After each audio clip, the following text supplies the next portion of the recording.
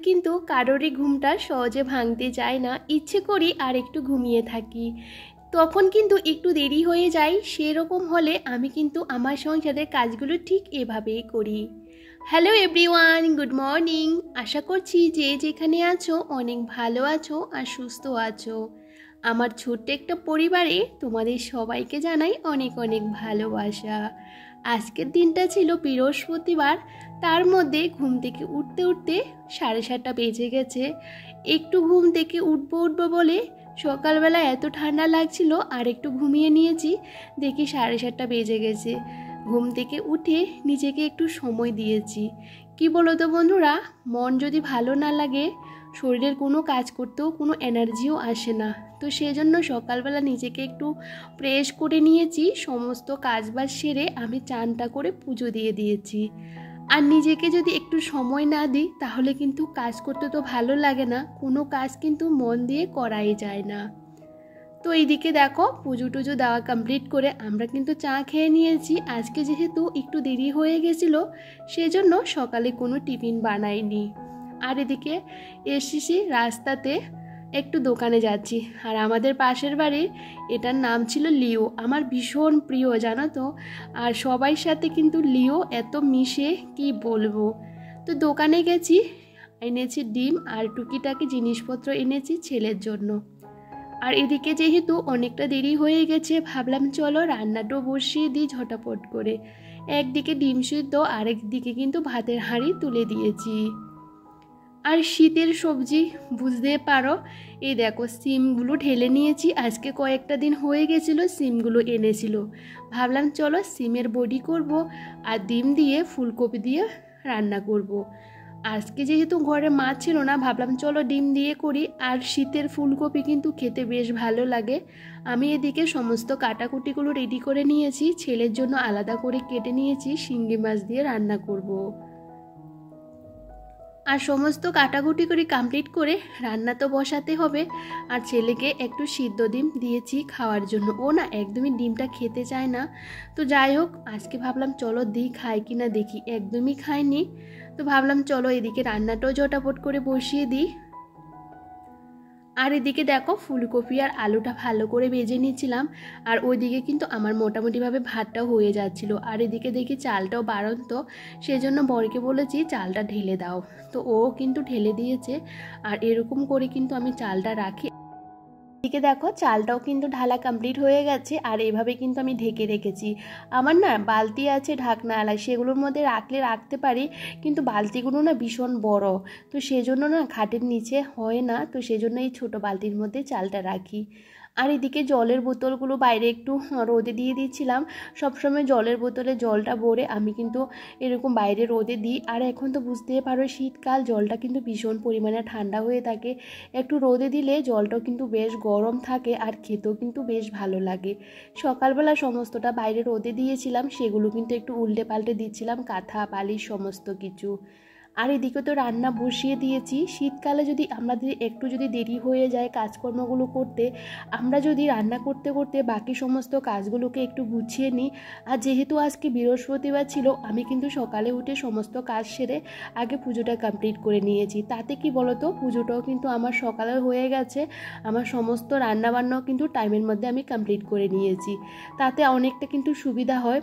তো কি বলতো, আমাদের কিন্তু বুদ্ধি খাটিয়ে সমস্ত কাজগুলো করতে হয়। আর যেহেতু আমার একটা ছোট বাচ্চাকে, তাকে কিন্তু টাইমের মধ্যে খাওয়াতে হয়, সেজন্য আমি সবসময় চেষ্টা করি কিভাবে কাজগুলো করলে একটু তাড়াতাড়ি করা যায়।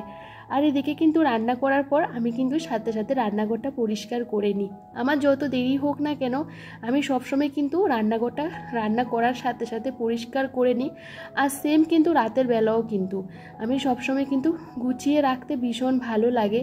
আর আমাদের রান্নাঘরটা হলো লক্ষ্মীর বাস, সেখানে যদি পরিষ্কার পরিচ্ছন্ন গুছিয়ে রাখি তাহলে কিন্তু দেখতেও কিন্তু বেশ ভালো লাগে। তো লক্ষ্মীর যেখানে বাস সেই জায়গাটা তো পরিষ্কার রাখতে হবে। আর সেই সাথে আমাদের সমস্ত কাজগুলো কিন্তু পরিষ্কার পরিচ্ছন্ন করে করাই উচিত। রান্না করার পর সমস্ত কাজ গুছিয়ে চলে এসেছি এই ঘরে।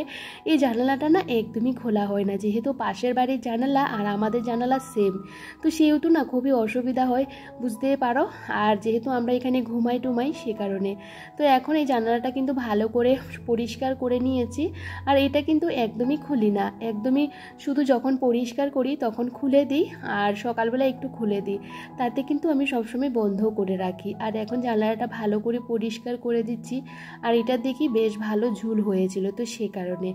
আর এখন যেহেতু বেশি একটা খোলা হয় না, এখন তো শীতকাল চলে এসেছি, প্রচণ্ড ধুলোও পড়ে, সেজন্য এটা ভালো করে ঝেড়ে দিয়েছি আর ঘাড়ের সাইডগুলো ভালো করে পরিষ্কার করে দিয়েছি। আর ভাবলাম চলো বিছানাপত্রটা সমস্তটা টান টান করে গুছিয়ে নিই। এদিকে সমস্ত কাঁথা বালিশগুলো কিন্তু ঘরে নিয়ে চলে এসেছি। সময় তো চলে যাচ্ছে, শীতকালে কিন্তু কাজগুলো করতে করতে কখন যে টাইমটা চলে যায় আমরা কিন্তু একদমই বুঝতে পারি না। সকাল থেকে কিন্তু আমরা এক ফুটও বসি না, ওই যে যতক্ষণ কাজকর্ম শেষ হয় না ততক্ষণ কিন্তু একদমই বসতে ভালো লাগে না। আর এদিকে দেখো সমস্তটা কিন্তু গুছিয়ে রেখে দিয়েছি। আর আমি কিন্তু সমস্ত জিনিসগুলোকে এভাবে সবসময় গুছিয়ে রাখি। আর এভাবে গুছিয়ে রাখলে কি বলো তো, খাটটা কিন্তু দেখতে একদমই বাজে লাগে না।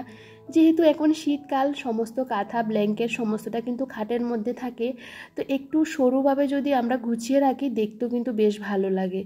তো দেখো এখন ঘরটাকে ভালো করে ঝাড় দিয়ে দিয়েছি। আর আমি না ড্রেসিং টেবিলটা সরিয়ে জায়গাটা পরিষ্কার করেছি, জানো তো বন্ধুরা, সেটা না ক্যামেরাটা বন্ধ হয়েছিল, আমি বুঝতেই পারিনি, এত পরিমাণে ঝুল হয়েছে কি বলবো। ড্রেসিং টেবিল আর আলমারির পেছনে, আমার না আলমারির পেছনে এতটুকু কিন্তু ঝাড়ুটা যায় না। আর দেখতে পাচ্ছ কতগুলো নোংরা বেরিয়েছে, কি বলো তো, পেছন দিয়ে তো হাত যায় না, আর এত লম্বা ঝাড়ু না। তো যাই হোক, কোনো রকম ড্রেসিং টেবিলটা সরিয়ে পুরোটা জায়গা আমি পরিষ্কার করেছি। আর এদিকে তোমাদের দাদাভাই কিন্তু ছেলেকেও চান করিয়ে নিয়ে চলে এসেছে। ভাবলাম চলো এদিকে বাইরে থেকে যে জামা কাপড়গুলো শুকিয়ে গেছে সেগুলো নিয়ে চলে আসি।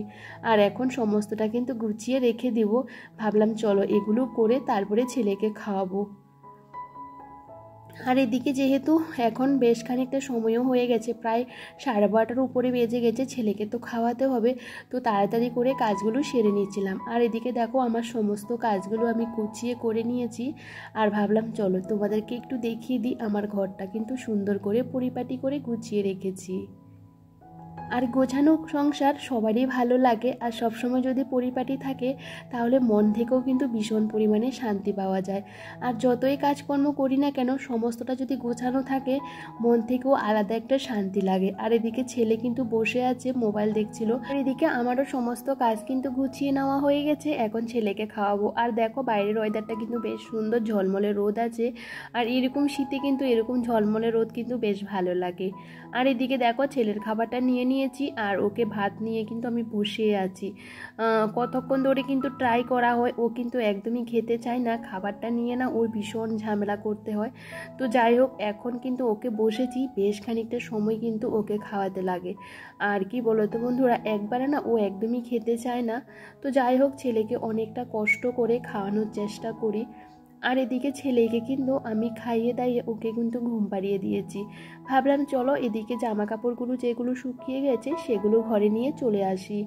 আর এখন কিন্তু রোদ থাকতে থাকতে যে জামাগুলো শুকিয়ে গেছে সেগুলো কিন্তু আমি নিয়ে চলে আসি। আর গরম গরম জামা কাপড়গুলো গুছিয়ে নিতে পারলে আমারও কিন্তু বেশ ভালো লাগে। আর এদিকে তোমাদের দাদাভাই কিন্তু আজকে বাড়িতে আছে, বাড়িতে বসেও কাজ করছিল ল্যাপটপে। আর কি বলতো, ছেলে যেহেতু ঘুমাচ্ছে ও কিন্তু এখন কাজটা করতে সুবিধা হয়, আর না হলে না ও কাজ করতে ভীষণ অসুবিধা হয়। আর এদিকে আমি খাওয়া দাওয়া করে আমার যে টুকিটাকি কাজকর্ম থাকে সেগুলো সেরেছি। ভাবলাম চলো গাছের গোড়া একটু জল দিয়ে দিই, আজকে 2 দিন জল দিচ্ছি না দেখে গাছের গোড়াগুলো একদমই শুকিয়ে গেছে। তো ভাবলাম চলো আজকে এখানে একটু গাছের গোড়াগুলোতে জল দিই।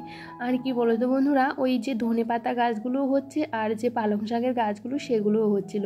ভেবেছি যে আবার যাব কিছু দানা নিয়ে আসবো, উপরের জায়গাটার মধ্যে কিছু ছড়িয়ে দেব, কিন্তু আজকে আর বেরোবো না, রবিবারে দেখি বেরোতে পারি কি না। আর এদিকে দেখো আমার সমস্ত গাছগুলোর মধ্যে জল দিয়ে দিয়েছি, আর এদিকে দেখি ছেলেও ঘুম থেকে উঠে পড়েছে। উঠেই কিন্তু দৌড়ে আমার কাছে চলে এসেছে। আর ওর বাবা যেহেতু ওই ঘরে কাজ করছিল, ও বুঝতে পারেনি। আর এদিকে দেখো মানি প্ল্যান্ট গাছগুলোর কিন্তু খুব সুন্দর লতগুলো বেরিয়েছে, তো সেগুলো একটা লাঠি দিয়ে এভাবে দিয়ে দিয়েছি। তো এখন একটু জলটা দিয়ে দিচ্ছি। আজকে এখানেও কিন্তু জলটা দেওয়া হচ্ছে না, তো ভাবলাম চলো এই গাছগুলোর লতগুলো কিন্তু বেশ ভালো লাগছে, যখন আরও বড় হবে তো এগুলোকে না একটু কাটিং করে নেব। আর এদিকে দেখো এখন ভাবলাম চলো এদিকে ছেলেকেও খাওয়াতে হবে, তো এদিকে না ছেলের খাবারটাও কিন্তু করে নিয়েছি। আর ছেলের জন্য একটু সুজি বানিয়েছি। আজকে যেহেতু তেমন একটা খাবারটা খেতে চায়নি, তো সে কারণে ভাবলাম চলো একটু সুজি বানিয়ে নিই। আর সে কাজগুলো করতে করতে আমার কিন্তু বেশ খানিকটা সময়ও পেরিয়ে গেছে। আর এখন দেখো সন্ধ্যা হয়ে গেছে। তো আজকে যেহেতু বৃহস্পতিবার ছিল, আমি সবসময় চেষ্টা করি আর ঠাকুর পুজোটা একদম টাইমে দেওয়ার। আর কি বলো তো বন্ধুরা, সন্ধ্যার সময় যদি একটু ঠাকুরের সামনে একটু বসতে পারি ভীষণ ভালো লাগে। আর সকালবেলা যেহেতু পাঁচালি পড়তে পারিনি, এখন সন্ধ্যার সময় একটু পাঁচালিটা পড়ে নিয়েছি, যেহেতু বৃহস্পতিবার ছিল সে কারণে। আর বর বেরিয়েছিল, তো ও নিয়ে এসেছিল সিংহারা আর সাথে কিন্তু চাটনি। আমার না চাটনিটা খেতে একদমই ভালো লাগে না। তুই ল্যাপটপ চালাচ্ছে বুঝলে তো? কি করছিস তুই? ল্যাপটপ টিপছে দেখো। আর এদিকে দেখতেই পাচ্ছ ছেলে কি বলছিল, ওর বাবা তো কিছুতেই কাজ করতে পারছে না, বারবার ল্যাপটপটাকে বন্ধ করে দিচ্ছিল। তো যাই হোক, এদিকে দেখো আমাদের কিন্তু রাতের খাওয়া দাওয়াগুলো কমপ্লিট করে নিয়েছি। বেশ খানিকটা সময় কিন্তু পেরিয়ে গেছে, আর রাতের সমস্ত কাজকর্ম কিন্তু আমি গুছিয়ে নিয়েছি। আমি কিন্তু প্রত্যেকটা রাতেই কিন্তু প্রত্যেক দিন সমস্তটা গুছিয়ে করে নিই। আর রাতের বেলা যদি সমস্তটা গুছিয়ে রাখি, সকালবেলা কিন্তু দেরি করে ঘুম থেকে উঠলেও আমাদের অসুবিধা হয় না। আর এদিকে কালকে একটু ঘুগনি করব, সেটাও প্ল্যান করে রেখেছি। তো সেই জন্য আমি কিন্তু মটরটাও কিন্তু ভিজিয়ে রেখে দিয়েছি। আর এদিকে রান্নাঘরের সমস্ত কাজকর্মগুলো করে আমার ঘরের এই রুমটাও কিন্তু গুছিয়ে চলে আসলাম ফ্রেশ হতে। আর এখন মুখ টুক ধুয়ে নিয়েছি। আর রাতের বেলা আমরা কিন্তু খাওয়া দাওয়াটা আর 10টার মধ্যে কমপ্লিট করে নিই, যেহেতু বড় বাড়িতে আছে। আর আমার না রাতের বেলা ঘুমাতে ঘুমাতে অনেকটা দেরি হয়, যেহেতু একটু কাজ করতে হয়, ভিডিও এডিটিংয়ের ভয়েস ওভার সমস্তটা করতে হয়, সে কারণে রাতের খাবারটা তাড়াতাড়ি খেয়ে নিই। আর এখন যে কাজটা আমাকে প্রত্যেক দিন করতে হয়, বিছানা গোছাতে হয়, সেটা কিন্তু আমি সবসময় করি। আর তোমাদের দাদাভাই মশারিটা আটকে দিয়েছে, কিন্তু ঠিকঠাক করে গোছাতেই পারে না, তো সেই জন্য আমি এটা সমস্তটা করি। তো দেখো এদিকে বিছানা করাও কিন্তু আমার হয়ে গেছে। তো চলো তবে বন্ধুরা, আজকের ভিডিওটা যদি তোমাদের কোনো অংশে ভালো লেগে থাকে প্লিজ কমেন্ট করে জানাতে ভুলো না। সবাই খুব ভালো থেকো।